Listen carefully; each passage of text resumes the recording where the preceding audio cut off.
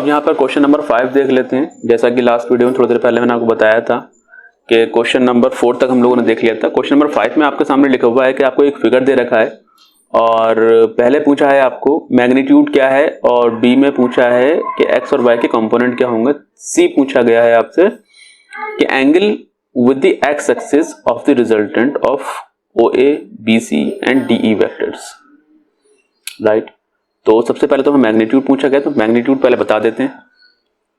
देखो, अगर आपको इस तरीके से क्वेश्चन दे रखा है, इस तरीके से अगर आपको क्वेश्चन दे रखा है तो आप क्या करेंगे, सबसे पहले आप जितने भी वेक्टर्स हैं उनको एक पॉइंट पे कलेक्ट कर लेंगे।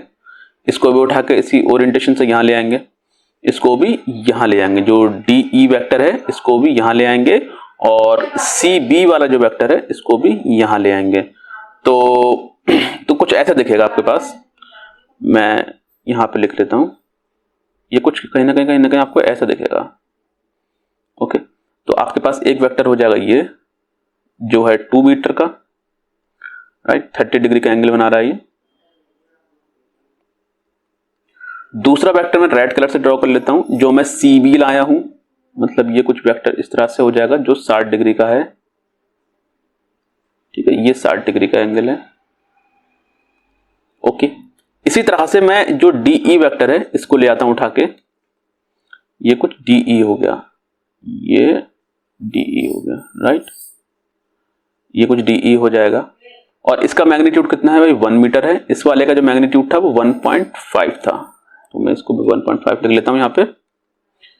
मैग्नीट्यूड मुझे सारे वेक्टर्स के पता है, तो मैं एक काम करता हूं, इन सबको कंपोनेंट वाइज तोड़ लेता हूं। जहां से एंगल बनेगा वो हमेशा हॉरिजॉन्टल कंपोनेंट होगा, मतलब कॉस के साथ में लिखा जाएगा। तो अगर मैं इस वाले वेक्टर को लिखूं यहाँ पे, तो ये हो जाएगा 2 cos थीटा इस डायरेक्शन में, एक्स की डायरेक्शन में, पॉजिटिव एक्स डायरेक्शन में, राइट, ये पॉजिटिव एक्स डायरेक्शन है, राइट। तो मैं यहाँ पे लिख लेता हूं येलो कलर से, ये हो जाएगा 2 cos थीटा, राइट, ये 2 cos थीटा आ जाएगा यहाँ पे, 2 cos 30, राइट, थीटा मतलब 30 हो गया। और इसका जो वर्टिकल कंपोनेंट होगा वो कुछ इस डायरेक्शन में आ जाएगा, कितना, 2 sin 30। इसी तरह से आप इस वाले को तोड़ लीजिए, रेड वाले को निगेटिव वाई एक्स, निगेटिव तुम्हारा ये जो है ना निगेटिव एक्सिस है, इस निगेटिव में जो आएगा वो आ जाएगा 1.5 cos 60, क्योंकि 60 डिग्री का एंगल है। इसी तरीके से वर्टिकल कंपोनेंट इसका आ जाएगा इस तरीके से, वो कितना आ जाएगा 1.5 आई थिंक आपको दिखता होगा, sin 60। ओके, इन दोनों को अभी आपने रिजॉल्व कर लिया। और ये जो ग्रीन वाला है, जो ये वाला वेक्टर है आपका, जो आपका DE वेक्टर था, ये वर्टिकल डायरेक्शन में है, नेगेटिव वाई एक्सिस में ही है, तो इसको तोड़ेंगे आप, तो इस वाला कंपोनेंट जो होगा हॉरिजॉन्टल कंपोनेंट तो 0 ही हो जाएगा, क्योंकि cos एंगल जो होगा cos 90 हो जाएगा, है ना। cos 90 की वैल्यू 0 होती है, इसका हॉरिजॉन्टल कंपोनेंट 0 है, वर्टिकली डाउनवर्ड है, राइट। अब हम लोग क्या करेंगे, जो अगर हम हॉरिजॉन्टली इसको तोड़ते हैं, हॉरिजॉन्टली अगर हम इसको तोड़ते हैं तो हॉरिजॉन्टली इस डायरेक्शन में देखो, 2 cos 30,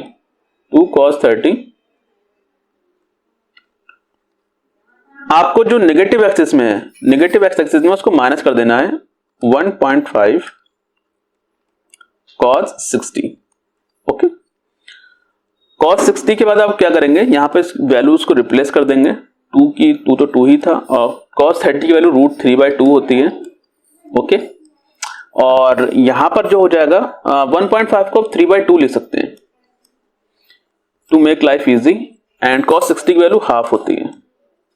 ओके, अब आपको दिखता होगा कि ये तो कैंसिल आउट हो गया और ये 3/4 हो जाएगा। ये वैल्यू जो आ गई कितनी आ गई, √3 में से 0.375 कटेगा, √3 माइनस 3/4, और 3/4 मतलब देखिए ये 3 हो जाएगा और ये दोनों आपस में मल्टीप्लाइड हो जाएंगे। जब मल्टीप्लाइड हो जाएंगे 3/4 हो जाएगा, 3/4 का 0.75 लिख सकते हैं, राइट।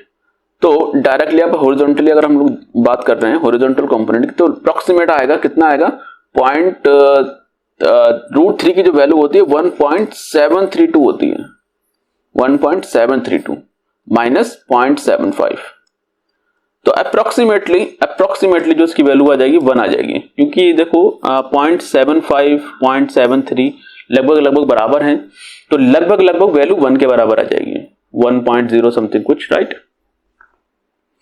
तो हॉरिजॉन्टल कंपोनेंट आ गया हमारे पास, राइट, हॉरिजॉन्टल कंपोनेंट आ गया। इसी तरीके से आप क्या निकालेंगे, वर्टिकल कंपोनेंट निकाल लेंगे। मैं यहाँ पे रेड कलर से निकाल लेता हूं। अगर हम इसको वर्टिकल कंपोनेंट देखें तो वर्टिकल कंपोनेंट में यहाँ पे देखें दो हैं। दो कौन कौन से हैं, पहला तो है 2 cos 60, 2 cos 30, तो 2 cos 30 प्लस क्या है 1.5 sin 60, 1.5 sin 60, ओके 1.5 sin 60 हो गया। तो अगर आप इसको लिखेंगे तो ये हो जाएगा 2 cos 30 का क्या मतलब होता है, बताओ जल्दी से। ओ cos तो है ही नहीं, साइन है बेटा, ये भी साइन था और ये भी साइन है, क्योंकि तो वर्टिकल कंपोनेंट होंगे ना, तो साइन ही होंगे, sin 30 और ये sin 60। तो sin 30 की वैल्यू हाफ होती है और ये वाली जो वैल्यू है 3/2 ले सकते हैं 1.5 को, और sin 60 को आप फिर से लिख सकते हैं क्या, sin 60 का मतलब √3/2। यहां से देखिए फिर से कैंसिल आउट हो गया और फाइनली यहां पे हम लोग लिख सकते हैं 1 प्लस 3/4 √3, ओके। इसमें से माइनस करना होगा आपको वर्टिकल कंपोनेंट निकालने के लिए। ये पॉजिटिव एक्स एक्सिस में है, पॉजिटिव वाई एक्सिस में है, ये निगेटिव वाई एक्सिस वाला घटाना होगा। तो क्या करेंगे, इसमें से आप 1 को घटा देंगे। जब आप 1 को घटाएंगे तो अगर मैं यहाँ पे क्या करता हूँ, यहाँ पर मैं जो वर्टिकल कंपोनेंट है, वर्टिकल कंपोनेंट क्या है 1 प्लस 3/4 √3, ओके, में से आप क्या घटा देंगे, 1 घटा देंगे। 1 कौन सा वाला, ये वाला, देखो अपवर्ड वाला माइनस डाउनवर्ड वाला, राइट वाला माइनस लेफ्ट वाला। आपको हमेशा कंपोनेंट इस तरीके से करने हैं, राइट कंपोनेंट जितने भी होंगे उसमें से लेफ्ट वाले को हटा देना है, जो टॉप वाले होंगे, जो अपवर्ड वाले होंगे उसमें से डाउनवर्ड वाले को घटा देना है। तो आपने क्या करा, अपवर्ड वाले का जुड़ के कितना आया था, लगभग इतना आया, और डाउनवर्ड वाले को घटा दिया आपने। तो यहाँ प्लस का 1 है, ये माइनस का 1 है, कैंसिल आउट हो जाएंगे, तो बचेगा कितना 3/4 √3, 3/4 √3 आ जाएगा, राइट। ये वर्टिकल कंपोनेंट आ गया। अब आपके पास दो वेक्टर्स बन गए हैं जिनका हॉरिजॉन्टल कंपोनेंट 1 है और वर्टिकल कंपोनेंट कितना आ गया 3/4 √3। अब आपको क्या निकालना है, द मैग्नीट्यूड, दो मैग्नीट्यूड हॉरिजॉन्टल कंपोनेंट का आ गया ये 1 और वर्टिकल कंपोनेंट का आ गया 3/4 √3। तो मैग्नीट्यूड अगर आपको निकालना है, अगर आपको इसका द एंगल बिटवीन, तो यहाँ पे तो एंगल निकालना है, मैग्नीट्यूड अगर आपको निकालना है तो मैग्नीट्यूड निकालने के लिए आप क्या करेंगे, वही अपना a प्लस बी वाला फॉर्मूला जो a square plus B square करके होता है। तो मैं काम करता हूं, यहां से एक स्लाइड ले लेता हूं। अगर मैं यहां पे स्लाइड ले रहा हूं तो आपके पास कुछ इस तरीके की सिचुएशन बन चुकी है। पेन जो है मैं व्हाइट कलर का ले लेता हूं। यहाँ पे सिचुएशन आपके पास ये बन चुकी है, जो हॉरिजॉन्टल कंपोनेंट है वो कितना आ गया आपके पास 1 आ गया, और वर्टिकल कंपोनेंट कितना आ गया, टोटल वर्टिकल कंपोनेंट आ गया आपके पास आ गया √3/4 √3। तो दो वेक्टर्स आपके पास आ गए इस तरह से। अब आपका जो रिजल्टेंट होगा वो इन दोनों के बीच से निकलेगा, कितने डिग्री एंगल पे निकलेगा वो आपको पता ही है, लगभग, राइट। ये आपका रिजल्टेंट आ जाएगा, ये ग्रीन वाला, ये यहां पे थोड़ा मैं व्हाइट कर देता हूं इसको, ये भी ओके। मैं यहां से अब ड्रॉ करता हूं, राइट। अब ये आपका क्या आ गया, रिजल्टेंट आ गया, ओके। तो रिजल्टेंट की जो वैल्यू होगी, मतलब इन दोनों को जोड़ के लिखना होगा। रिजल्टेंट कैसे निकलेगा, यहां से रिजल्टेंट की जो वैल्यू हो जाएगी वो हो जाएगी a का स्क्वायर प्लस b का स्क्वायर, वही पुरानी चीज जो आप पहले से लगाते चले आ रहे हैं, 2ab cos थीटा, राइट। तो थीटा यहाँ पे कितने डिग्री का, थीटा 90 डिग्री का, तो ये वाला जो टर्म होगा वो तो 0 हो जाएगा, और यहाँ पे a square plus b square लिख दिया जाएगा। a स्क्वायर मतलब 1 की स्क्वायर प्लस 3/4 का स्क्वायर √3, तो 3/4 का स्क्वायर मतलब 9/16 हो गया ये, और इंटू 3, ये कुछ वैल्यू आ जाएगी आपके पास। और फाइनली आप इसको थोड़ा सॉल्व करेंगे, जब सॉल्व करेंगे तो कुछ इस तरीके का दिखेगा, ये 27 9 3 27/16, ठीक है भाई, यस। और इसको थोड़ा और सॉल्व कर लेंगे हल्का सा, तो ये कुछ इस तरीके का दिखेगा। तो एक काम करिए, ऊपर नीचे 16 बना लीजिए। जब आप 16 बनाएंगे तो डिनोमिनेटर में 16 कॉमन आ जाएगा, तो यहाँ पर भी 16 लिखेंगे और ऊपर भी 16 बना लेंगे। जैसे डिनोमिनेटर आपका सेम हो गया, सेम होने के बाद आपके पास 16 प्लस 27, ये कुछ बन जाएगा और फाइनली इसको फर्दर सॉल्व करेंगे तो 27 में अगर 6 जोड़ते हैं तो 33 बनता है 33 में 10 जोड़ेंगे तो 43 बन जाता है। 43/16 आ जाएगा और 16 का स्क्वायर रूट जो बाहर आता है वो 4 आ जाता है। तो यहाँ पे लिख देंगे √43/4। तो ये आपका क्या आ गया, ये आपका रिजल्टेंट आ गया जो आपसे पूछा गया था। फिर आपसे सी वाले में जो पूछा गया है वो पूछा गया है angle with the X axis of the resultant, BC का रिजल्ट और डीई का। ठीक है, एंगल बताने हैं, मतलब मैग्नीट्यूड बताना है और एक्स और वाई कंपोनेंट निकाल देने, वो तो आपने निकाल देते एक्स और वाई कंपोनेंट, और उनके मैग्नीट्यूड बताने, मैग्नीट्यूड बता दिए। अभी पूछ रहा है angle with the X axis of the resultant of this. इन सबका जो रिजल्टेंट का जो एंगल बनेगा ना, रिजल्टेंट का एंगल, तो रिजल्टेंट आपके पास ये आ गया, राइट। रिजल्टेंट तो आपने बता दिया, इसका एंगल कितना होगा। तो एंगल हमेशा क्या होता है, एंगल क्या होता है, एंगल होता है tan a + b। यहां लिख लेता हूं मैं, जो tan का मतलब जो इसका जो एंगल होगा वो मुझे नहीं पता कितना है, तो यहां पर हो जाएगा a + b, b sin theta और a + b cos theta, b sin theta a + b cos theta, right. तो यहां पर जो b की वैल्यू तो यहां पर ये आ गई, और एंगल जो होगा sin थीटा 90 डिग्री का, sin 90 की वैल्यू क्या होती है, 1 होती है। तो यहां पर b की वैल्यू क्या है, मतलब 3/4 √3, और क्योंकि यहाँ पे आप sin 90 रख देंगे ना, sin 90 की वैल्यू 1 हो जाएगी, तो इसकी तो कोई मतलब ही नहीं बना, तो सिर्फ b की वैल्यू उठा के रख दी मैंने। यहाँ पे a की वैल्यू कितनी है, 1 है, तो यहाँ पे 1 लगा दूंगा, प्लस cos 90 की वैल्यू जो हो जाएगी वो 0 हो जाएगी, इसलिए ये वाला जो टर्म हो जाएगा इस केस में वो 0 हो जाएगा। तो इसलिए ये वैल्यू आ गई आपके पास डिवाइड में प्लस में 0 करके, राइट। तो यहाँ पर अगर आप लिखेंगे तो आपके पास जो वैल्यू आ रही है वो आ रही 3/4 √3। ये आपके पास एंगल आ जाएगा यहाँ से tan अल्फा, और यहां से अगर आपको और निकालना है अल्फा, तो अल्फा बराबर हो जाएगा tan इनवर्स 3/4 √3। ठीक है, ये आपका आंसर हो जाएगा, राइट। जो उन्होंने पूछा था आपसे कि इन तीनों का जो रिजल्टेंट का जो एंगल होगा ना वो बताना था आपको, रिजल्टेंट ऑफ दीज 3। तो उनका जो रिजल्टेंट था वो तो आ गया, रिजल्टेंट भी निकाल लिया और हमने उसका एंगल भी निकाल लिया। क्वेश्चन नंबर 5 देख लेते हैं। आपको सब कुछ दिख रहा है यहाँ पे, हाँ, एवरीथिंग इज फाइन। तो क्वेश्चन नंबर 5 में वो बोल रहा है 2 vectors have magnitude 3 unit 4 unit respectively, what should be the angle between them if the magnitude of the resultant is 1 unit.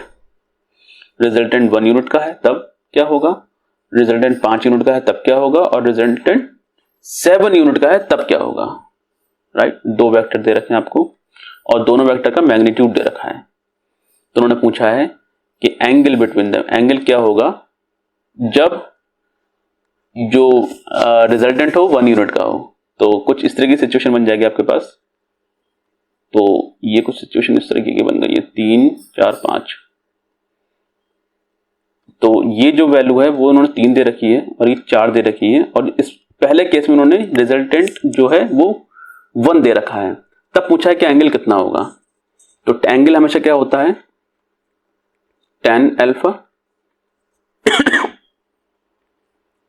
Right.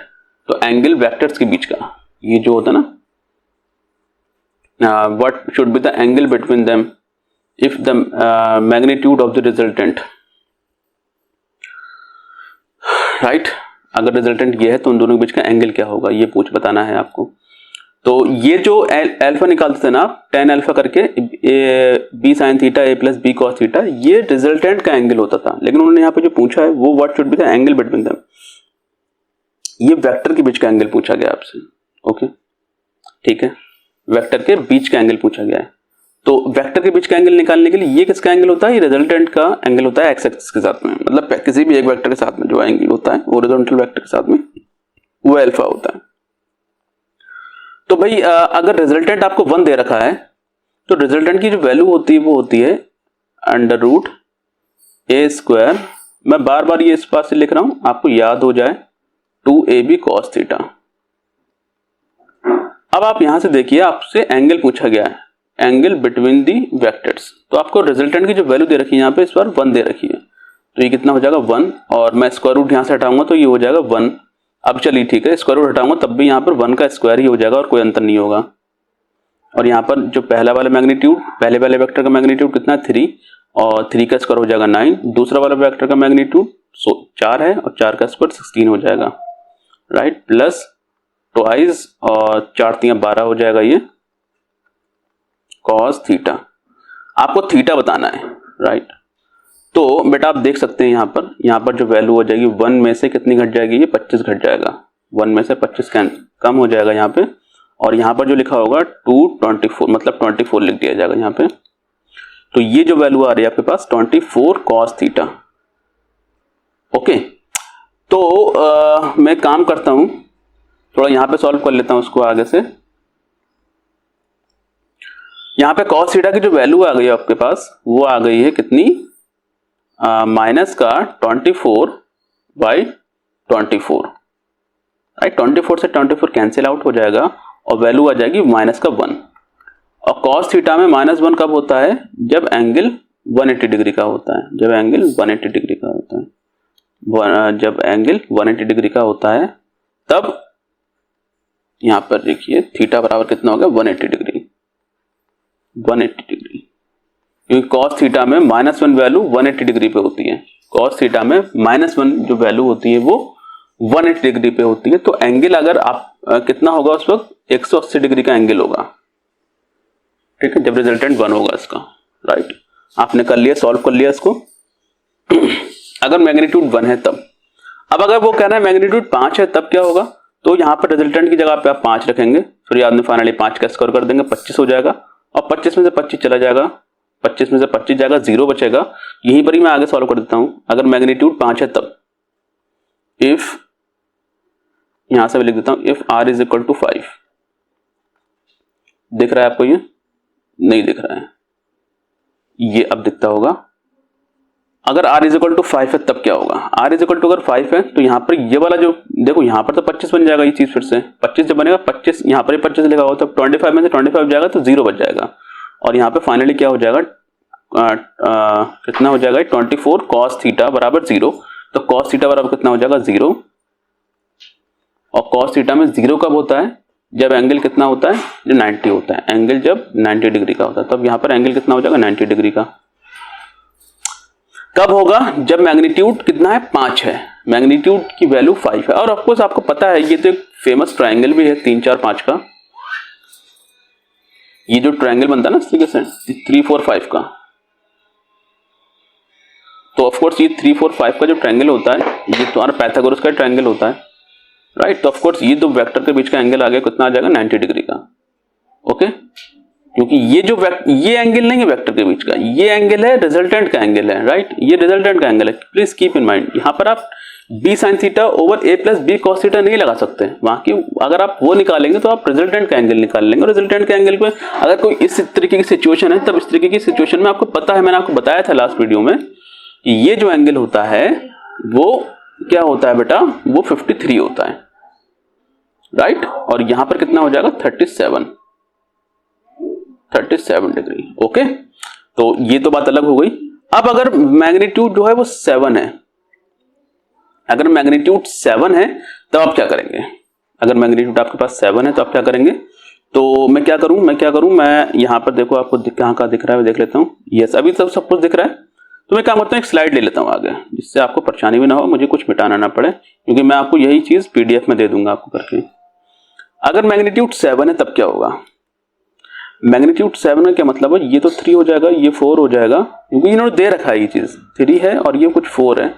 अब मैग्नीट्यूड उन्होंने 7 बोला है, तब पूछा है कि एंगल बिटवीन दी वेक्टर्स, तब आप क्या करेंगे 7 का स्क्वायर इज इक्वल टू ये हो जाएगा 3 का स्क्वायर 9 अगेन, और 16 का 4 का स्क्वायर 16 हो जाएगा, प्लस ऑफ ट्वाइस एंड 24 हो जाएगा, ये 3 चौक 12 होता है, सॉरी ये 12 हो जाएगा ना, तो फाइनली 24 हो जाएगा, यस। और cos थीटा, तो यहां पर क्या हो जाएगा, ये 25 हो जाएगा, 25 उधर जाएगा, 49 में से कैंसिल आउट कम हो जाएगा, तो 24 cos theta is equal to हो जाएगा 49 माइनस 25, तो अगर 50 होता, 25 कम करते तो 25 बचता, 25 बचता, 50 होता तो अब 49 है तो कितना बचेगा, 24 बचेगा। ये कितना आ जाएगा, 24।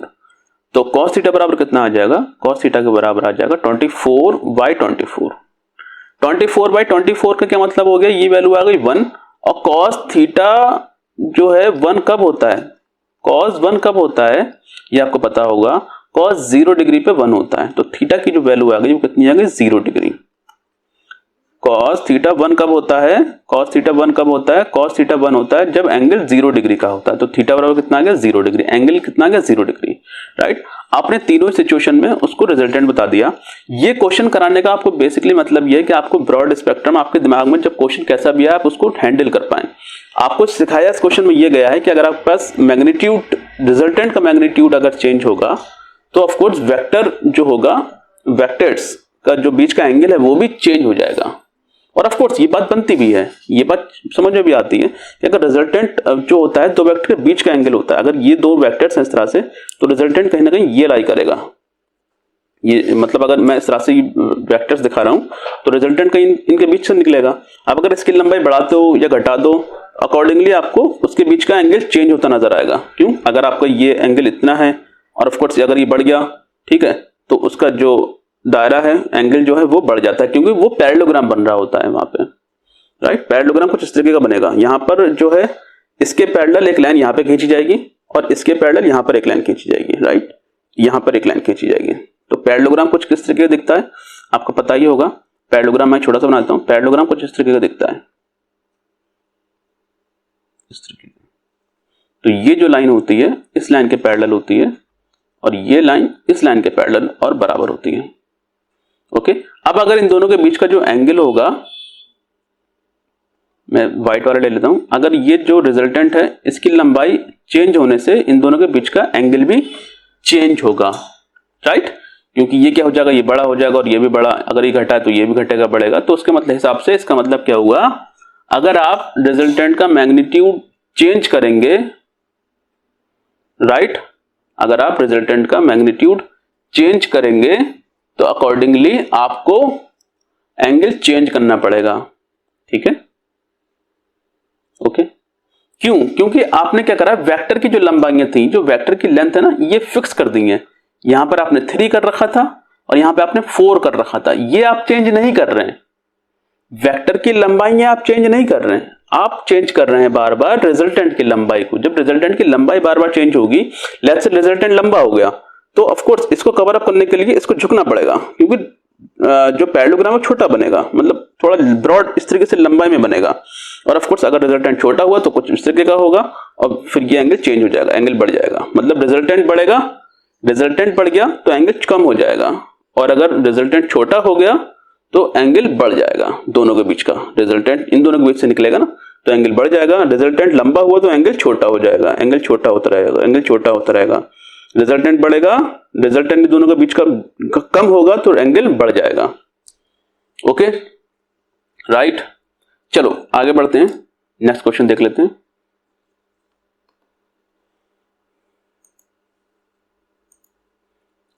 नेक्स्ट क्वेश्चन जो है क्वेश्चन नंबर 7, ये अच्छा क्वेश्चन है। आप इसको अगर ध्यान से पढ़ें, आप पहले एक बार इस क्वेश्चन को पढ़िए अपने मन में, ठीक है, पढ़ लिया आपने।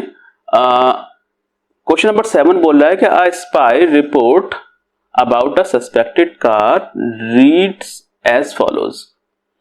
क्या बोला गया है, the car moves 2 kilometre towards east, right, east की तरफ कार गई है 2 kilometre. Made a perpendicular left turn, east में जाने के बाद उसने लेफ्ट टर्न लिया है। फिर उसने कितना चला है, 500 मीटर, मतलब 0.5 किलोमीटर, मतलब आधा kilometre. Made a perpendicular right turn, फिर उसने राइट टर्न लिया है और कितना चला है, 4 किलोमीटर, एंड स्टॉप हो जाता है। तो फाइनली बताया कि डिस्प्लेसमेंट कितना होगा। ये डिस्प्लेसमेंट बेस्ड पे क्वेश्चन है, सीधा सीधा क्वेश्चन है।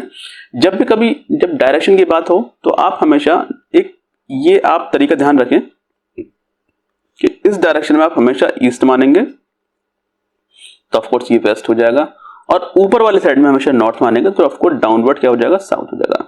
मतलब पॉजिटिव एक्स एक्सिस में आप हमेशा ईस्ट मानेंगे, निगेटिव एक्स एक्सिस में आप वेस्ट मानेंगे, और of course positive Y axis में आप नॉर्थ मानेंगे, एंड निगेटिव वाई एक्सिस में आप साउथ मानेंगे। तो उन्होंने कहा कि देखो भाई ऐसा है, एक कार जो है वो ईस्ट की तरफ जा रही है, the car moves 2 kilometre towards east, right. तो मैं दूसरे पेन से यहाँ पे फिगर ड्रॉ कर रहा हूं। तो पहले तो बंदा कहाँ गया है, ईस्ट की तरफ गया है, बहुत बढ़िया। कितने किलोमीटर, 2 किलोमीटर। फिर उसने वहां जाके थोड़ी देर बाद क्या करा, उसने लेफ्ट टर्न ले लिया। अब आप ऐसे चल रहे हैं, राइट, तो लेफ्ट आपको इधर को होगा, तो लेफ्ट कहां हो जाएगा, मतलब टुवर्ड्स नॉर्थ हो जाएगा। कितना चला है, 0.5 किलोमीटर, क्योंकि 500 मीटर की बात हुई है, 0.5 किलोमीटर हो गया। इसी तरह से फिर उसने आगे जाकर राइट टर्न लिया है, राइट मतलब अब इसका राइट होगा, राइट। राइट कितना चला है, फिर वो 4 किलोमीटर, फिर वो 4 किलोमीटर चला, ठीक है सर, और वो स्टॉप हो गया। तो बताया गया कि डिस्प्लेसमेंट बताया गया। तो ये तो आपकी डिस्टेंस हो जाएगी। अगर ये पॉइंट O है और ये A है, B एंड ये C पॉइंट है, तो अगर आप OA, B और BC चलेंगे तो ये आपकी डिस्टेंस होगी, ना कि डिस्प्लेसमेंट। डिस्प्लेसमेंट निकालने के लिए आप जो इनिशियल पॉइंट है वहां से लेकर जो फाइनल पॉइंट है उन दोनों पॉइंट्स को जोड़ देते हैं, ठीक है। ये आपका क्या हो जाएगा, डिस्प्लेसमेंट हो जाएगा, शॉर्टेस्ट डिस्टेंस। डिस्प्लेसमेंट क्या होता है, डिस्टेंस, डिस्प्लेसमेंट, ये आपका नेक्स्ट चैप्टर इसी पे पढ़ाऊंगा मैं आपको। डिस्प्लेसमेंट जो होता है वो आपका हो जाता है shortest distance, shortest distance, okay, shortest distance. तो मैं कैसे निकालूं, आपके पास बहुत तरीके हैं इसको निकालने के। आप सिमिलर ट्रायंगल्स के द्वारा इस्तेमाल करेंगे, फिर कहीं जाकर एप्लीकेशन आएगा। तो आप एक काम करिए, आपको पता है कि ये जो लाइन है ना BC की लंबाई, अगर मैं इसको इसके पैरेलल लाइन ड्रॉ कर दूं तो ऑफ कोर्स ये लंबाई बराबर हो गई। ये लंबाई जो है BC, मैंने इसी के एक पैरेलल लाइन ड्रॉ कर दी इसी के बराबर की, तो ये ऑफ कोर्स ये कितनी हो गई, ये भी 4 हो जाएगी, क्योंकि मैंने पैरेलल इक्वल लाइन ड्रॉ करी है। और मैं यहां से परपेंडिकुलर ड्रॉ कर दे रहा हूं, तो ये ऑफ कोर्स ये लंबाई कितनी हो गई, 0.5 थी, तो ऑफ कोर्स ये भी 0.5 हो जाएगी, क्योंकि ये एक रेक्टेंगल बन जाएगा। अब आपके पास एक ट्रायंगल बन चुका है जिसकी बॉटम की जो लंबाई है वो कितनी आ गई है, बॉटम की जो लंबाई है, यहां पे थोड़ा गंदा हो गया ये राइट। तो बॉटम की जो लंबाई 6 आ गई, 2 और 4 मिल जाएगा, और यहां पे कितना आ जाएगा, 0.5, राइट। आपको ये निकालना है। तो आपको ये निकालने के लिए क्या, पाइथागोरस के पास जाना पड़ेगा। पाइथागोरस अंकल क्या बोलते हैं, पाइथागोरस, ठीक है, पाइथागोरस के पास जाना पड़ेगा। पाइथागोरस से आप पूछिए क्या क्या करें, तो पाइथागोरस कहेंगे देखो भाई ऐसा है, जो साइड्स आपके पास परपेंडिकुलर्स हैं उन दोनों का स्क्वायर करो और जोड़ दो। वो तीसरी वाली जो साइड होगी ना उसके स्क्वायर के बराबर होगा, राइट। इन दोनों साइड्स को स्क्वायर करना है और बीच में जोड़ देना है। ये किसके बराबर हो जाएगा, इसके बराबर हो जाएगा। तो हम वही कर रहे हैं। तो मैंने मान लिया क्या है, ये कुछ x मान लेता हूं, इसको यहां पर कुछ x मान लेता हूं, व्हाइट पेन ले लेता हूं। तो यहां पर एक्स स्क्वायर बराबर कितना हो गया, एक्स स्क्वायर बराबर हो जाएगा 0.5 का स्क्वायर। 0.5 का स्क्वायर मतलब 0.5 का मतलब होता है 1/2, और 1/2 का स्क्वायर का मतलब हो गया 1/4, राइट। आप इतना दिमाग में कैलकुलेशन रखा करें। 6 का स्क्वायर 36 हो जाएगा, नो डाउट। और थोड़ा बहुत से आप सॉल्व करेंगे, आप x की वैल्यू निकालेंगे, वही आपकी क्या हो जाएगा, डिस्प्लेसमेंट हो जाएगा, ओके। तो भाई क्या करते हैं, हम इसको डिनोमिनेटर को सेम बना लेते हैं। डिनोमिनेटर सेम बनाने से हमें एक फायदा होगा, दिख रहा है या नहीं दिख रहा है देख लेता हूं। दिखना बंद हो गया है, थोड़ा मैं साइड से हो जाता हूं या इधर को हो जाता हूं थोड़ा सा। तो ये जो है भाई डिनोमिनेटर सेम बन गया है आपके पास 4, और ये कितना हो जाएगा, 3 चौक 12, 120 और 6 चौक 24। 120 में 24 जोड़ेंगे तो 142, और ये कितना हो जाएगा 143, ओके। क्योंकि 36 को 4 टाइम्स करेंगे तो कितना हो जाएगा 142, राइट, ठीक है। 142 होगा और 142 में आप एक जोड़ देंगे तो 143 हो जाएगा। फाइनली यहां से अगर आप x देखेंगे तो x आ जाएगा आपके पास अंडर रूट डिनोमिनेटर में 4 है और फाइनली कितना आ जाएगा 143। और 143 किसी का भी जो है स्क्वायर रूट नहीं होता है, तो बेचारा अंदर जेल में पड़ा रहेगा वो।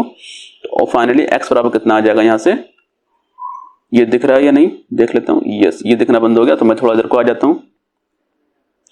तो भाई देखो क्या आ गया, ये यहाँ पर जो है 4 का बाहर तो भाई 2 आ जाएगा और ये अंदर ही जेल में पड़ा रहेगा 143। आप थोड़ा सॉल्व कर लेना अगर आपको अच्छा लगता है तो। ठीक है भाई, ये वैल्यू आ गई डिस्प्लेसमेंट की। बहुत छोटा क्वेश्चन था, बहुत बच्चों वाला था, बस आपको समझना था। लेकिन अगर देखो कई बार क्या होता है, ये क्वेश्चन तो कठिन नहीं था, बट जैसा कि मैं आपको समझा रहा हूं तो मुझे बहुत टाइम लग रहा है, लेकिन आप खुद करूंगा तो ये 1 मिनट का भी नहीं, मतलब 30 सेकंड का भी क्वेश्चन नहीं है। आपको सीखना इस क्वेश्चन में ये था कि वो किसी भी तरीके से देता है। आपको डिस्प्लेसमेंट का मतलब सीखना था। डिस्प्लेसमेंट होता है फाइनल में से इनिशियल घटाना होता है, फाइनल पोजीशन में से इनिशियल पोजीशन, मतलब जो शॉर्टेस्ट डिस्टेंस होती है वो आपको निकालनी होती है। तो इनिशियल पॉइंट आपका ये था और फाइनल पॉइंट आपका ये था। इन दोनों के बीच की दूरी बतानी थी, तो आपने पाइथागोरस का इस्तेमाल करा और शॉर्टेस्ट दूरी निकाल दी। पाइथागोरस से आप शॉर्टेस्ट दूरी निकाल सकते हैं हाइपोटेन्यूज के थ्रू। नेक्स्ट क्वेश्चन देख लेते हैं, क्वेश्चन नंबर 8। क्वेश्चन नंबर 8 में वो बोल रहे हैं, देखो भाई ऐसा है, आपके पास जो है एक 4 बाय 4 मतलब 4 बाय 4 का एक कैरम बोर्ड है, 4 फीट चौड़ा 4 फीट लंबा, मतलब एक पूरा एक स्क्वायर शेप में कैरम बोर्ड है। कैरम बोर्ड सबने खेला होगा, कोई दिक्कत नहीं है। और उसमें एक क्वीन है, क्वीन किसे कहते हैं, वो रेड कलर वाली, वो बीच में रखी हुई है at the centre. The queen hit by the striker moves to the front edge. जब आपने, जैसे देखिए आपके पास क्या है, ये कुछ आपके पास एक कैरम बोर्ड है, स्क्वायर कैरम बोर्ड है आपके पास। ये अब कॉइन कहां रखी होगी, कॉइन बीच में रखी होगी, राइट। कॉइन बीच में रखी होगी, उन्होंने कहा है कि हिट बाय द स्ट्राइकर, और फाइनली कहां जाती है, ये सामने वाली फ्रंट एज पे जाती है, फ्रंट एज पे चली गई।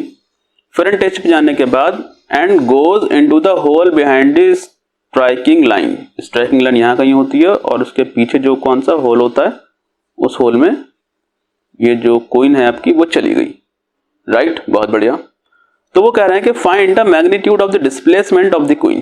Find the magnitude of the displacement of the queen, मतलब डिस्प्लेसमेंट निकालना है क्वीन का।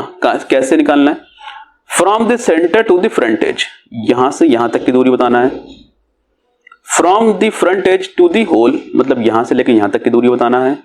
फ्रॉम, फिर बोला है from the centre to the hole, यहां से यहां तक की, यहां से मतलब सॉरी फाइनली आपको ये बाद में बताना है, यहां से यहां तक की, राइट। ये जो सी वाला होगा ना, वो यहां से यहां तक का होगा, मतलब जो आपका सेंटर से लेकर होल तक की दूरी, ये वाली दूरी तो मैं बाद में निकालूंगा। मैं काम करता हूं, यहां पर अभी ओ मान लेता हूं और इसे ए और इसे बी पॉइंट मान लेता हूं। कोई दिक्कत, यहां पर मेरा पेन थोड़ा मोटा चल रहा है, मैं इसको थोड़ा छोटा कर लेता हूं। सारे ही पेन जो है मेरे मोटे मोटे चल रहे हैं, थोड़ा पतला कर लेता हूं सारे पेनों को, क्योंकि क्या हो गया कि लिखने में दिक्कत हो रही है बार बार। ओके, तो यहां पर मेरे को ये निकालना है, देखो भाई ऐसा है, और उन्होंने कहा 4 बाय 4 का है, मतलब ये लंबाई भी 4 है और ये लंबाई भी 4 है, राइट। ये लंबाई भी 4 है, मतलब यहां से लेकर यहां तक की दूरी भी 4 है, यहां से लेकर यहां तक की दूरी भी 4 है। बहुत बढ़िया।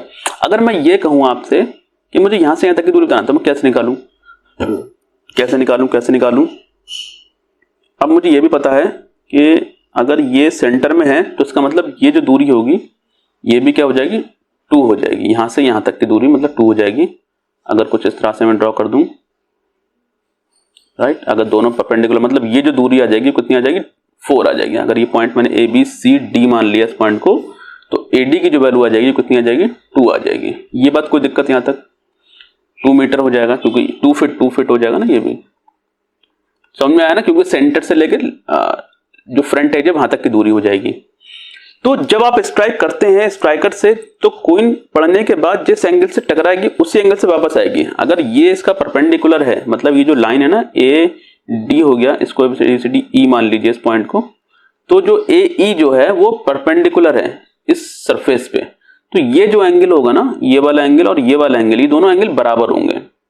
बराबर होंगे तो उससे क्या फायदा मिलेगा हमें, अगर मैं यहां से लेके यहां तक की दूरी को मैं x मान लेता हूं, एक काम करता हूं मैं ग्रीन पेन से, ये जो पॉइंट है ना, मैं यहां से यहां तक की जो दूरी ये x मान लेता हूं, ठीक है भाई। मैं इसको x मान लेता हूं, कोई दिक्कत है? यहां तक कोई दिक्कत नहीं है, सही है भैया। मैंने यहां से यहां तक की दूरी को x मान लिया है, और ये जो एंगल है ना ये भी थीटा होगा और ये भी थीटा ही होगा, तो बहुत ज्यादा छोटा हो गया है। मैं एक काम करता हूं, इस सिचुएशन को बाहर ड्रॉ कर लेता हूं जिससे आप इस चीज को समझ पाएं। पहले मैं फिर से व्हाइट पेन से ही ड्रॉ कर रहा हूं सिचुएशन, इसको मैं मिटा देता हूं यहां से। अच्छा नहीं मिटाता, चल छोड़ो। तो मैं क्या करता हूं, मैं इस सिचुएशन को बाहर ड्रॉ कर रहा हूं, ये राइट, ये और ये जो एंगल है, जो एंगल थीटा ये है, वही सेम एंगल थीटा ये है, और यहां से यहां तक की जो दूरी है वो मैंने x मान ली है, राइट। बहुत अच्छे। तो अगर मैं ये कहूं कि ये जो एंगल है और ये एंगल बराबर है, तो इस वाले एंगल के हिसाब से कितना आना चाहिए, tan थीटा ये परपेंडिकुलर हो जाएगा, राइट। ये जो दूरी है ना OD क्या है, परपेंडिकुलर हो जाएगा। ये O है आपके पास और ये D है, ये E पॉइंट है आपका, और ये कुछ B है, ओके, ये कुछ B है आपके पास, एंड ये कुछ A पॉइंट था, राइट। तो अगर मैं यहां से tan थीटा निकालूं तो tan थीटा यहां से निकलेगा, क्या निकलेगा बेटा, tan थीटा होता है परपेंडिकुलर बाय बेस, तो एंगल के सामने की साइड परपेंडिकुलर और बेस क्या हो जाएगा, वो हो जाएगा AD, मतलब परपेंडिकुलर क्या हो जाएगा OD, और बेस क्या हो जाएगा, वो हो जाएगा AD, ओके। OD है मैंने x मान रखा है, और AD क्या हो जाएगा, आधा हो जाएगा, बिकॉज यहां से यहां तक की जो दूरी है वो सेंटर से लेकर दूरी है 2 मीटर की, अभी तो बताया थोड़ी देर पहले 2 फीट की, ओके। तो बार बार लिख नहीं रहा हूं मैं, इसको मिटा दे रहा हूं। ये जो दूरी यहां से यहां तक की AD वो 2 फीट की है, क्योंकि यहां पे मैंने देख रखा है ये, ओ माय गॉड, यहां पर AD है, ये क्या हो रहा है, ये AD, और मैं AD की जगह पे 2 रख देता हूं, तो ये तो वैल्यू आ गई मेरे पास इक्वेशन फर्स्ट। अगर मैं इस वाले से निकालूं तो ये भी tan थीटा ही होगा, और tan थीटा बराबर यहां से कितना आ जाएगा, वो आ जाएगा ये दूरी परपेंडिकुलर बाय बेस। तो परपेंडिकुलर यहां से लेके यहां तक की जो दूरी है भाई कितनी है, ये यहां से यहां तक की दूरी मुझे तो नहीं पता, ठीक है, लेकिन ये बेस पता है, परपेंडिकुलर बाय बेस। तो परपेंडिकुलर कितना हो जाएगा यहाँ पे, ये हो जाएगा EB परपेंडिकुलर हो जाएगा, और बेस कितना हो जाएगा, वो हो जाएगा AE, राइट। और अगर मैं यहां से रखूं तो ये तो EB ही रहेगा, सॉरी ये B है, मैं पूरा बना देता हूं फिर से, ये EB है और ये AE आएगा, ये वाला, राइट, ठीक है। तो ये EB है, EB तो मुझे पता भी नहीं कितना है, और AE का क्या मतलब हो गया, वो आपके पास आ गया 4।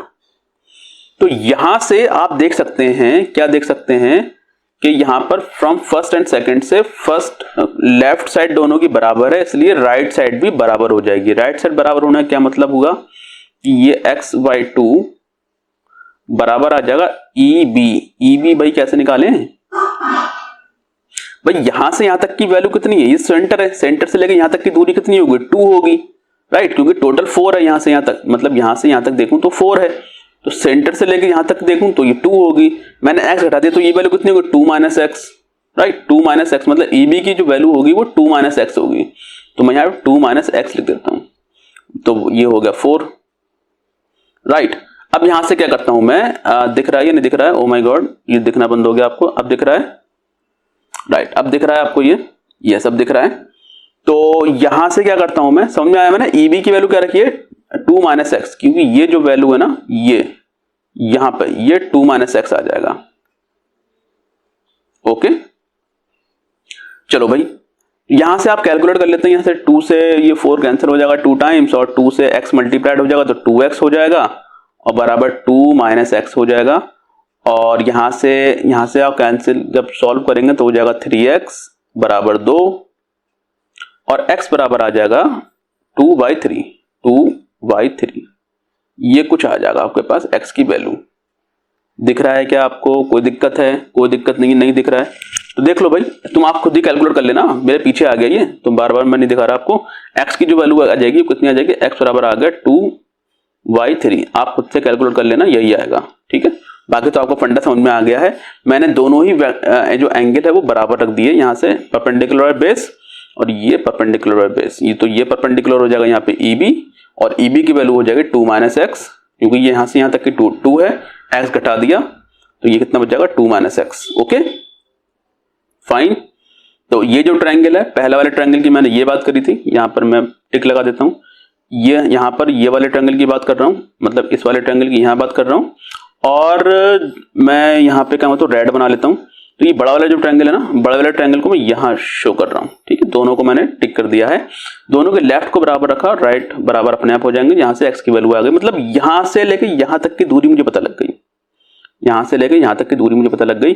और मुझसे पूछा गया था from the centre to the frontage. अगर मुझे यहाँ से यहाँ तक की दूरी पता लग गई और यहाँ से यहाँ तक की दूरी मुझे ऑलरेडी पता है, तो भैया चलो एक काम करते हैं, एक नई स्लाइड ले लेते हैं। ध्यान से देख लो, पहले इसकी शक्ल देख लो एक बार।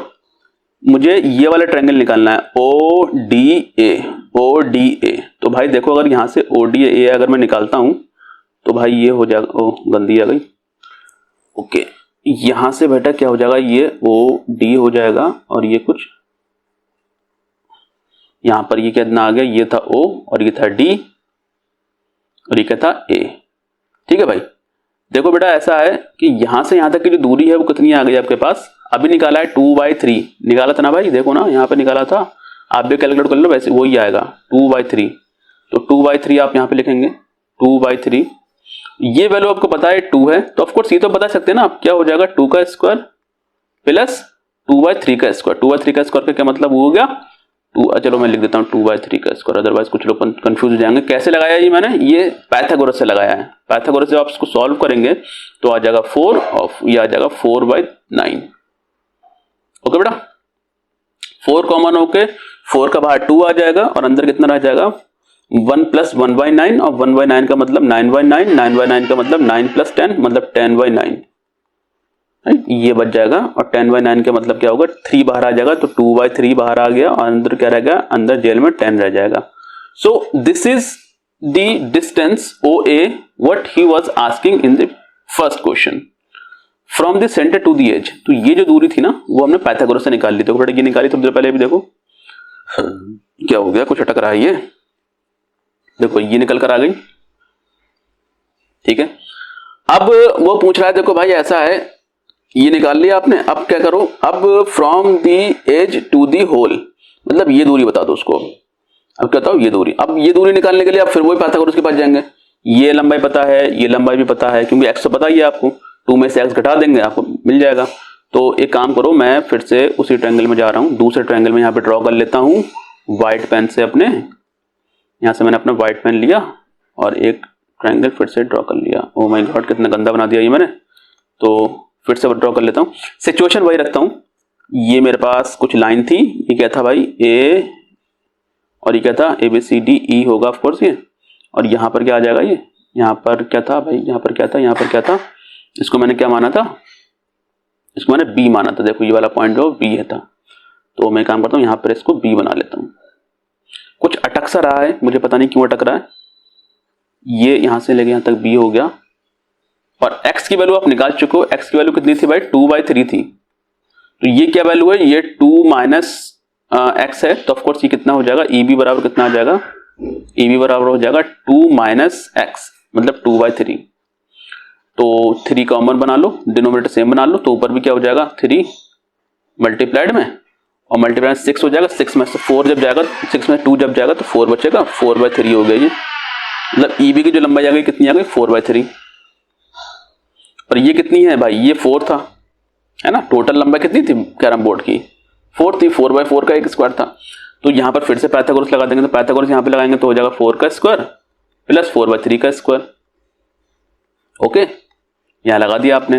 जब आप इसको लगाएंगे सॉल्व करेंगे, तो भाई सॉल्व जब करेंगे, मैं यहाँ सॉल्व कर लेता हूँ उसको, तो यहाँ पर हो जाएगा 16 और यहाँ पर हो जाएगा ये भी 16/9।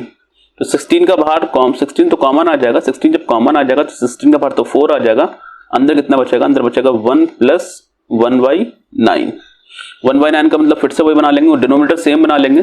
जब आप डिनोमिनेटर सेम बनाएंगे तो ऊपर नीचे 9 से मल्टीप्लाई कर लेंगे, जब हम 9 से मल्टीप्लाई करेंगे तो ऑफकोर्स ये भी 9 बन जाएगा।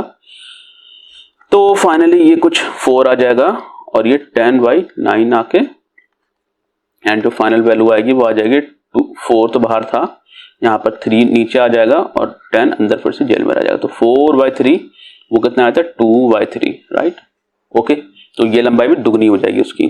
4/3 था, वो 2/3 था, √10। तो अब क्या पूछा है आपसे, तीसरे नंबर की चीज पूछ लेते हैं। तो भाई यहां से बता दिया आपने from the edge to the hole, from the edge to the hole की जो वैल्यू आई है ए बी आई है ना भाई, देखो ये देखो ये जो लंबाई है कितनी आई है ए बी कितना है 4/3 √10। अब इसी तरीके से जो पूछा गया है तीसरा वाला, चलो देख ही लेते हैं लगे हाथों, वो बोल रहा है from the centre to the hole, तो यहां से यहां तक की दूरी बतानी है। तो मतलब ये लाइन कुछ इस तरीके से बनेगी। ओके, मतलब आपको ओ बी बताना है। ओके, ओ बी बताना है। देखो बेटा आपको क्या बताना है, ओ बी। तो परपेंडिकुलर ड्रॉ कर लो यहां से, तो यहां पे सेंटर हो जाएगा, राइट। तो ये आपको दूरी पता है कितनी है, ये 2 हो जाएगी। ये बताना है, ये आपको पता है 2 है, ये भी 2 है।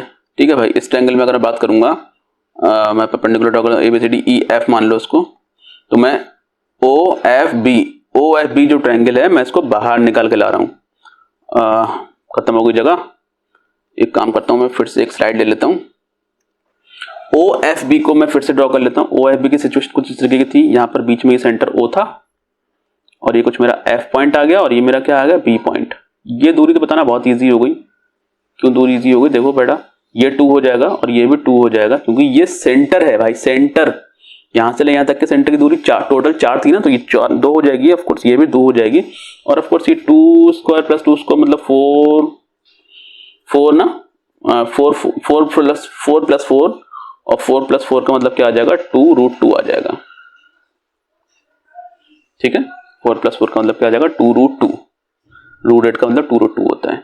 सो आपने फाइनल वाली जो आपको पूछा गया था वो भी आपने बता दी है। क्वेश्चन का यहाँ पर खत्म हो गया ये, लेकिन ये बहुत ही मजेदार क्वेश्चन था और बहुत ही इजी भी था। लेकिन जो क्वेश्चन का जो पूछने का तरीका ना बहुत लेंथी लग रहा है, लेकिन अगर आप विश्वास मानिए अगर आप इसको खुद सॉल्व करेंगे तो ये बहुत हार्डली 2 मिनट 1.5 मिनट ले लेगा, बस इससे ज्यादा नहीं ले सकता तीनों का आंसर। क्यों, क्योंकि आपने पहले क्वेश्चन में क्या करा, पहले क्वेश्चन में जो आपके जो ये जो एंगल बन रहे थे ना, ये जो एंगल, इस एंगल का आपने इस्तेमाल करा और आपने ये ट्रायंगल निकाल के इस ट्रायंगल के एंगल के बराबर रख दिया, तो वो मैंने यहाँ करके दिखाया था। और आपने फाइनली x की यहाँ से वैल्यू निकाली, तो आपको x निकलने में मुझे फायदा ये हुआ कि आपको ये सब वैल्यू आपको पता लग गई। ये निकाल लिया, फिर आपने ये निकाल लिया, राइट, ये निकाला, फिर फाइनली आपने ये भी निकाली। तो बहुत ईजी था, लास्ट में आपने निकाल लिया, निकालना ही था, बहुत ईजी था ये तो। ये तो भाई हो गया। नेक्स्ट क्वेश्चन देख लेते हैं, क्वेश्चन नंबर 9। क्वेश्चन नंबर 9 तो चलता ही रहेगा, लेकिन मैं देख लेता हूं सब कुछ रिकॉर्डिंग वगैरह हो रही है या नहीं। 47 मिनट हो चुके हैं काम करते करते, तो एक क्वेश्चन ही लास्ट देख लेते हैं, इसके बाद वीडियो को थोड़ा स्टॉप करेंगे और फिर नेक्स्ट क्वेश्चन नेक्स्ट वीडियो में लेंगे, क्योंकि क्वेश्चन मेरे पास बहुत ज्यादा है और क्वेश्चन को कराना मेरी जिम्मेदारी है, बिकॉज मैंने आपसे वादा कर रखा है, राइट। अगर आपको क्वेश्चन में बने रहना है तो आप इस चैनल को लाइक और सब्सक्राइब कर लीजिएगा। तो भाई क्वेश्चन नंबर 9 में कुछ इस तरह की सिचुएशन दे रखी है उसने, 7 फीट और 9 फीट का एक मॉस्किटो नेट है, ठीक है, और 3 फीट जो है उसकी हाइट है। मतलब एक कमरा है, कमरे के अंदर जो है भाई 7 फीट लंबा चौड़ाई है, 7 फीट जो है लंबाई है, 3 फीट चौड़ाई है, और जो हाइट है उस नेट की वो 3 फीट की है। भाई सही है, एक कमरा बना दिया आपने 7 4 3 का, बहुत बढ़िया, फिट में चल रही सारी कहानी। A net has a hole at one corner of the bed. ठीक भाई, देखो ऐसा है, मैं एक काम करता हूं, मैं एक रूम बना लेता हूं जिससे आपको आसानी हो समझने में। मेरे पास 3 एक्सिस होती है हमेशा, आपको पता ही है। ये तीसरी एक्सिस, ये जो प्लेन है ना, ये जो प्लेन है वाई एक्स, जो प्लेन है ना एक्स वाई, इस प्लेन के ये परपेंडिकुलर है, तो ये कुछ जेड एक्सिस है। ओके, उन्होंने कहा है कि देखो ऐसा है, तो ये तो जमीन हो जाएगी आपकी, राइट, ये आपकी जमीन हो गई। तो अगर आप काम करें, चलो छोड़ दो, ऐसे ही छोड़ दो, तो आपकी जो जमीन हो जाएगी वो कौन सी हो जाएगी, जेड एक्स, जेड का आपका प्लेन हो जाएगा, और ये आपकी हाइट हो जाएगी, ये आपकी क्या हो जाएगी, वाई जो हो जाएगी वो आपकी हाइट मान लीजिए। ये आपका वो पॉइंट है जहां पर होल है। A net has a hole at one corner of the bed through which a mosquito enters the net. इस मॉस्किटो यहां से घुसता है। It flies and sits on the diagonal opposite to the upper corner of the net. तो भाई देखो ऐसा है, कमरा बना लो पहले आप, साफ सुथरी भाषा में समझाऊं तो मैं आपको, तो यहां पर एक काम करो, यहाँ पे जो है 7, ठीक है, और यहाँ पर ये 3, 7 4 का ना, यहाँ पर ये 4, ये आपके पास क्या बन गया, एक बेड बन गया, राइट। अब ये जो हाइट बनेगी ना, हाइट कुछ मतलब इसके ऊपर चलना पड़ेगा हाइट के लिए तो, राइट, इसके ऊपर चलना पड़ेगा। तो एक कमरा मतलब ये जो है इसी तरीके से हाइट कितनी हो जाएगी, हाइट कितनी है भाई 3 फीट की, तो यहाँ से यहाँ तक की कितनी हो जाएगी, 3 हो जाएगा। तो मैं एक काम करता हूँ, यहाँ से लेके यहाँ तक ये एक पैरेलल लाइन ड्रॉ करता हूँ और इसके इस तरह से जोड़ देता हूँ। इस तरह से मैं यहाँ पे एक कमरा बनाता हूँ और यहाँ पर इसके पैरेलल एक लाइन जोड़ देता हूँ। इसी तरीके से मैं क्या करूँगा, मैं यहाँ पर ये तो आ गई और यहाँ पे इसी तरीके से यहाँ पर एक लाइन ड्रॉ करूँगा इसके बराबर की, तो और इन तीनों लाइनों को आपस में जोड़ दूंगा तो क्या बन जाएगा, एक देखते देखते आपके पास एक रूम बन जाएगा। मतलब आपका जो होल था वो यहाँ था, ये आपका ओरिजिन है, ठीक है भाई। मच्छर यहाँ से एंटर हुआ है इस बेड के अंदर, इस नेट के अंदर, और यहाँ पर आके रुका है। ये पॉइंट क्या हो जाएगा आपके पास, 7 4 3, ये पॉइंट जो कोऑर्डिनेट जो होंगे 7, 4, 3 होगा, क्योंकि 7 इधर चला है, 4 इधर चला है, 3 इधर चला है, ठीक है। तो आपको यहां से लेकर यहां तक की दूरी बतानी है, ठीक, यहां से लेकर यहां तक की दूरी बतानी है। तो वो बोल रहा है कि diagonally opposite upper corner of the net, तो ये अपर कॉर्नर ऑफ द नेट हो जाएगा। अगर ये पास आपके पास ये बेसिक जो था O A B और ये C था बेड आपका, तो आपके पास ये क्या हो जाएगा, E F G, ये वाला पॉइंट G हो जाएगा और ये कुछ H मान लीजिए, ठीक है। तो जो मच्छर जो इंटर हुआ है बेड के अंदर वो O पॉइंट से हुआ है और G पर जाकर रुक गया है, डायगोनली चला है वो, राइट, समझ में आ रहा है आपको, ओके। तो find the magnitude of the displacement of the mosquito, magnitude बताना है displacement of the mosquito, mosquito का कितना डिस्प्लेसमेंट हुआ है। तो देखो भाई एक्स में कितना चला है, वो 7 चला है, वाई जेड में कितना चला है, तो एक काम करो इसको वाई मान लो आप, क्योंकि मैं कुछ जो बनाऊंगा ना अभी आपके लिए मैं एक वेक्टर ड्रॉ कर लूंगा यहाँ पे, तो आपको आसानी होगी। ये मैं वाई बना लेता हूँ उसको, ठीक है बेटा, ये वाई है और ये आपका कुछ जेड है, ठीक है बेटा। तो मैं एक काम करता हूं, अगर मैं ओ जी वेक्टर अगर बनाना चाहूं तो ओ जी वेक्टर क्या हो जाएगा भाई, ओ एक्स में कितना चला है, 7 चला है, तो 7i हो गया, राइट। वाई में कितना चला है, वाई में चला है 4, तो यहां हो जाएगा 4j। इसी तरह से z में कितना चला है, z में चला है 3, तो ये हो जाएगा 3k। आपने एक वेक्टर बना दिया। अगर आपसे पूछा जाए कि इस वेक्टर क्या होगा, वेक्टर ओ जी वेक्टर होगा, ये ओ जी वेक्टर मतलब ओरिजिन से लेके उस टॉप पॉइंट है, मतलब ये जो कमरा होगा इस कमरे का ये तो बेड हो जाएगा और ये कुछ हाइट हो जाएगी, तो यहां से जाके यहां पर रुका है मच्छर, ठीक है, डायगोनली अपोजिट रुका है, राइट, डायगोनली अपोजिट रुका है टॉप कॉर्नर पे। तो अगर मैं इसकी लंबाई बताना चाहूं तो मुझे वेक्टर की सिर्फ लंबाई बतानी है। वेक्टर की लंबाई कैसे निकालते हैं, मैग्नीट्यूड होता है, तो मैं काम करता हूं, मैं इसका मैग्नीट्यूड निकाल लेता हूं। मैग्नीट्यूड क्या होता है, वो लंबाई होती है, राइट। तो मैग्नीट्यूड कैसे निकलेगा इसका, 7²। बहुत ही इजी क्वेश्चन है ये, लेकिन इसकी जो लैंग्वेज है ना बहुत ज्यादा ऐसा है कि ये कुछ क्वेश्चन होगा नहीं, सारा क्वेश्चन पढ़ने पे डिपेंड करता है, और ये क्वेश्चन हो गया। 7 का स्क्वायर हो जाएगा 49, मैं यहां पर डिलीट कर देता हूं उसको, ये हो गया 49 प्लस ये हो जाएगा 16 और फाइनली ये हो जाएगा 9, ओके। तो अगर मैं यहां से जोड़ूं तो भाई देखो ऐसा है, ये हो जाएगा 10, अगर जोड़ता तो हो जाए 59, हो गया 58, मतलब अगर 9 जोड़ा तो 58 हो जाएगा, 58 में 6 जोड़ो तो हो जाएगा 64, 64 में 10 जोड़ो तो हो जाएगा 74। सो 74 इज द मैग्नीट्यूड, मतलब जो पूछा गया था आपसे पहले क्वेश्चन में, find the magnitude of the displacement of mosquito. Mosquito का जो डिस्प्लेसमेंट हुआ ना डायगोनली अपोजिट, राइट, तो वो आपको बताना था। आपने पहले इसको वेक्टर में कन्वर्ट करा, देखिए ना समझ में आ रहा है, वेक्टर कितना अच्छा इस्तेमाल है, वेक्टर में आपने कन्वर्ट करा, वेक्टर का सीधा सीधा मैग्नीट्यूड निकल ले, वही उसकी लंबाई होगी, राइट। तो आपने कितनी होगी, √74। बहुत इजी क्वेश्चन था, लेकिन क्वेश्चन की जो लैंग्वेज थी वो थोड़ा लेंथीस्ट है। बी में वो पूछ रहा है, taking the hole as the origin, वो तो हमने ऑलरेडी मान रखा है, length of the bed as X axis, length आपने एक्स एक्सिस मान लिया है और विद आपने वाई एक्सिस मान लिया, मतलब ये लंबाई है आपकी और ये कुछ चौड़ाई है। एंड वर्टिकली z जो है वो आपका अपवर्ड है, मतलब क्या है, वो ऊपर जाने के लिए। Right the component of the vectors displacement vector. Displacement vector के कंपोनेंट क्या होंगे? ये तो बहुत इजी हो गया।